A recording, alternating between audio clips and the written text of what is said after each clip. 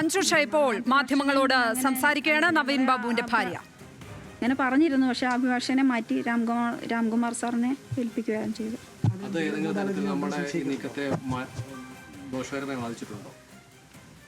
ഇല്ല, ഞങ്ങൾ അന്ന് തന്നെ പിന്നെ വക്കാലത്ത് അനിയൻ അഡ്വക്കേറ്റ് പ്രവീൺ ബാബു അന്ന് തന്നെ വക്കാലത്ത് ഒഴിഞ്ഞ് ബാക്കി രാംകുമാർ സാറിനെ ഏൽപ്പിക്കുമായിരുന്നു. അതുകൊണ്ട് കോടതി എന്താ അങ്ങനെ അറിയില്ല. അതിനകത്ത് അറിയില്ല, ഗൂഢാലോചന ഉണ്ടോ എന്നുള്ള കാര്യം അറിയില്ല. നമ്മുടെ ആവശ്യം CBI അന്വേഷണം എന്നുള്ളത് സാധ്യമാകാതെ വന്നാൽ നിലവിൽ നമുക്ക് അവിശ്വാസം ഉള്ളതുകൊണ്ടാണല്ലോ നമ്മൾ പോയത്. കേസിൻ്റെ സ്ഥിതി സംബന്ധിച്ച് നമുക്ക് സ്വാഭാവികമായ ആശങ്കകൾ ഉണ്ടാവാം അല്ലേ? അതെ അതെ. ഇപ്പം ഞങ്ങൾക്ക് വേറൊരു കാര്യം കൂടെ ഒന്ന് അഡ്രസ്സ് ചെയ്യണമെന്നുണ്ട്. അപ്പം ഇപ്പം കുറച്ച് നാളായിട്ട് ചില യൂട്യൂബ് ചാനൽസിലൊക്കെ ഞങ്ങളുടെ കൊച്ചച്ഛൻ പ്രവീൺ ബാബുവിനെ പറ്റി ഓരോ അപവാദ പ്രചരണങ്ങളൊക്കെ ഇങ്ങനെ നടക്കുകയാണ്. കൊച്ചച്ഛൻ ഞങ്ങളെ ചതിച്ചു, വഞ്ചിച്ചു അങ്ങനെയൊക്കെ പറഞ്ഞാണ്. അപ്പോൾ ഇതൊന്നും കൊച്ചച്ഛനെ അറിയാവുന്ന ആർക്കും ഇതൊന്നും വിശ്വസിക്കാൻ പറ്റില്ല. പക്ഷേ ഇതൊക്കെ വിശ്വസിക്കുന്നവരുണ്ട്. കുറച്ച് പേര് ഞങ്ങളെ വിളിച്ച് ചോദിക്കുന്നുണ്ട്. അപ്പോൾ ആ തെറ്റിദ്ധാരണകളൊക്കെ ഒന്ന് മാറ്റണമെന്നുണ്ട്. അപ്പോൾ ഈ അച്ഛൻ്റെ ഈ ഒരു കാര്യത്തിൽ ഞങ്ങളെപ്പോലെ തന്നെ കൊച്ചച്ഛനും ഒട്ടും സഹിക്കാൻ പറ്റാത്തൊരു കാര്യമാണ് നടന്നേക്കുന്നത്. അപ്പോൾ അതിൻ്റെ കൂടെ കൊച്ചച്ഛനെ പറ്റി ഇങ്ങനെ ഇല്ലാത്ത കാര്യങ്ങൾ കൂടെ ഇങ്ങനെ പറഞ്ഞുണ്ടാക്കുമ്പം അത് കൊച്ചച്ഛനെക്കാട്ടി കൂടുതൽ അത് ഞങ്ങളെയാണ് വേദനിപ്പിക്കുന്നത്. അതുപോലെയായിരുന്നു അച്ഛനും കൊച്ചച്ഛനും തമ്മിലുള്ളൊരു ബോണ്ട്.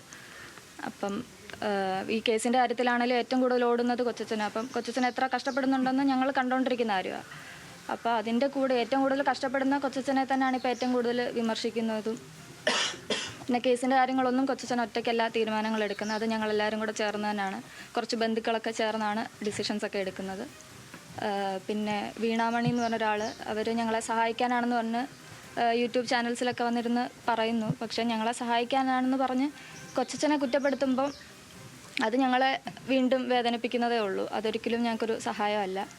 അപ്പോൾ ദയവ് ചെയ്ത് ഇനിയെങ്കിലും നിങ്ങൾക്ക് അറിയാത്തതും അല്ലെങ്കിൽ ഇല്ലാത്തതുമായിട്ടുള്ള കാര്യങ്ങൾ ഇങ്ങനെ പ്രചരിപ്പിക്കാതിരിക്കുക.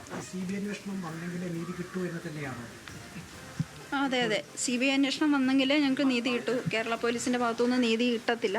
അതുകൊണ്ടാണ് ഞങ്ങൾ CBI അന്വേഷണം ആവശ്യപ്പെട്ട് മുമ്പോട്ട് പോയത്. ഇനിയും മുമ്പോട്ട് തന്നെ പോകാൻ തന്നെയാണ്. സ്പെഷ്യൽ ഇൻവെസ്റ്റിഗേഷൻ ടീമിന്റെ നിലവിലെ അന്വേഷണത്തിൽ തൃപ്തിയില്ല?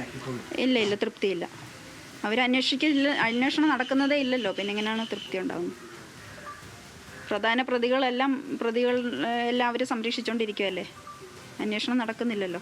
നമ്മൾ തുടക്കം മുതലേ ഗൂഢാലോചന സംശയിച്ചിരുന്നു, അത് പരസ്യമായി പറയുകയും ചെയ്തിരുന്നു. മറ്റു ചില ആളുകൾ കൂടി ഈ പ്രതിപട്ടികയിലേക്ക് വരേണ്ടതുണ്ട് എന്നുള്ളത് സ്വാഭാവികമായ സംശയത്തിന്റെ ഭാഗമായി ഉയർന്നു വരികയും ചെയ്തതാണ്. ഇല്ല, ആരും വന്നിട്ടില്ല. അന്വേഷണം നടക്കുന്നതേ ഇല്ല.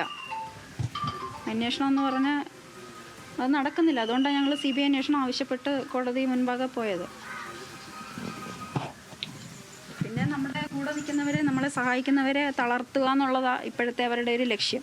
അതിൻ്റെ ഭാഗമായിട്ടാണ് യൂട്യൂബ് ചാനലുകളിലൊക്കെ ഇങ്ങനെ പ്രചരിപ്പിക്കുന്നതെന്ന് തോന്നുന്നു.